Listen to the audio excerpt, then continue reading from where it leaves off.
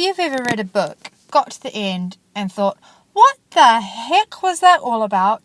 You've just read a book with poor structure.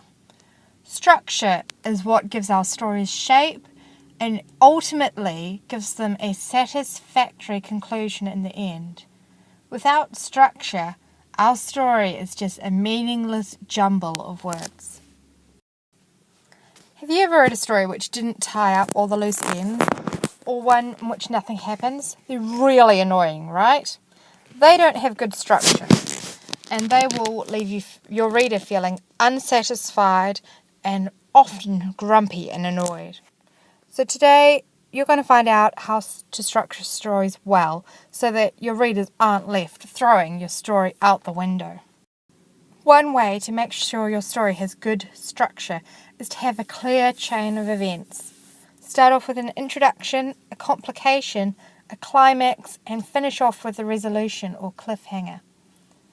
This will give your story a nice story arch. To find out more about good story arches, click on the link below to the video once you finish watching this set of instructions. Some more good ways to make sure your story has good structure is to make sure that the end of your story links back to the beginning. This will help you tie up any loose ends.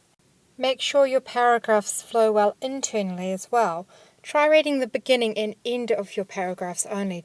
A good paragraph will be very closely related at the beginning and the end. Make sure your story has a satisfactory conclusion.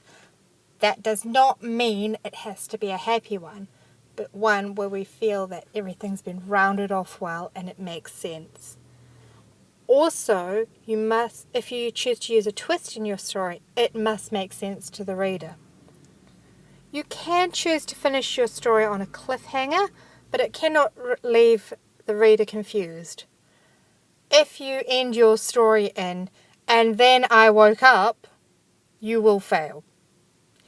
It is the most boring, cliche way to finish a story, and it is not at all imaginative and does not develop your story well. All it says to the marker is, "I ran out of time," so please don't do that. So what you need to do for the assessment is read through this short story. You can download it from Alternet, then highlight the introduction section of it, the complication section of it, the climax section of it, and the resolution section of it in different colours.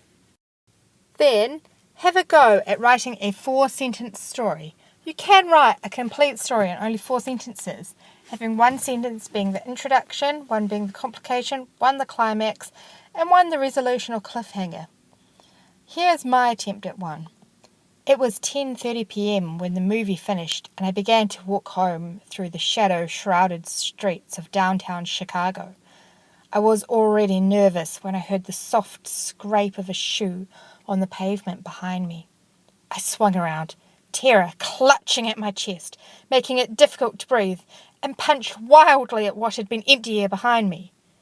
My fist sunk into soft, pillow-like flesh, and my attacker collapsed to the ground, groaning pathetically as I stood over him, flushed with the golden thrill of victory. Now you have a go. I'm sure you can do just as well, if not better than me. Write your own 4-sentence story. Post it on your blog. Once you've put your story up on your blog, find a partner, get their blog address. Go have a look at their 4-sentence story on their blog and try identifying the introduction, complication, climax, and resolution in it. Don't forget to leave a comment for them saying one good thing about their story and one way you think they could have improved it or done it differently. And that's it for this task, guys. Hopefully you've learnt some ways to use structure to make your short stories better.